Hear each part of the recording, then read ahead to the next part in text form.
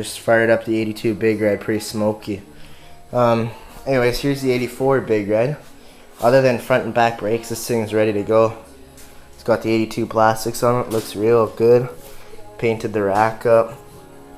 I had a hell of a time getting that bolt in. As you can see, the fender's really bent out, but it's in now and should last. Painted the headlight cage in the front rack. The front rack's off the 82 also.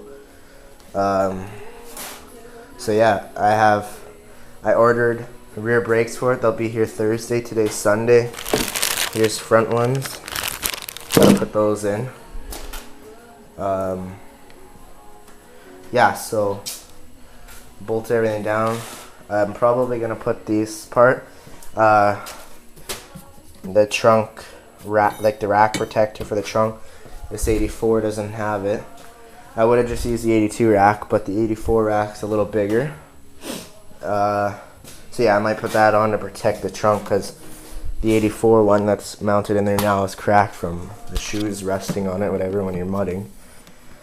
So yeah, the only problem I ran into, I took off the recoil to lube it, and this thread in here is shot. There's like no metal left, so you can pull it in and out. So I'll have to get a bit bigger bolt in there. One more thing is this kind of gets kind of hard to pull off a tiny bit when it goes all the way to the end of the steering, but not a real big deal. As you may be able to hear, there's somehow rocks in this rack.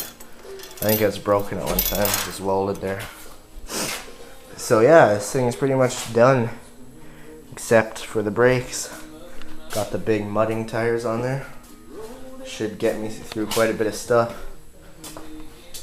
If you look at the back here, it's got a nice aggressive look, and should be able to show up some 4x4 quads, I hope. A couple weeks I want to go up to a snowmobile shack. I have some footage of the GoPro in winter on it called Virtual Snowmobile Tour or something. I want to try and get up there with this and my buddy. That trail in certain spots has a lot of swamp and water, so it'll be a good challenge. I'm debating still whether to do a intake snorkel, exhaust snorkel, and crankcase snorkel to bring this thing right underwater, but I'm not sure yet. I might not even need it really, because this thing probably should float, so I just float over the water, but you never know. It's extra assurance, because if your motor stalls underwater and you're past your exhaust, then it can't get water in your exhaust and splash on the hot valve and possibly seize it. So yeah, there's the 84 Honda Big Red.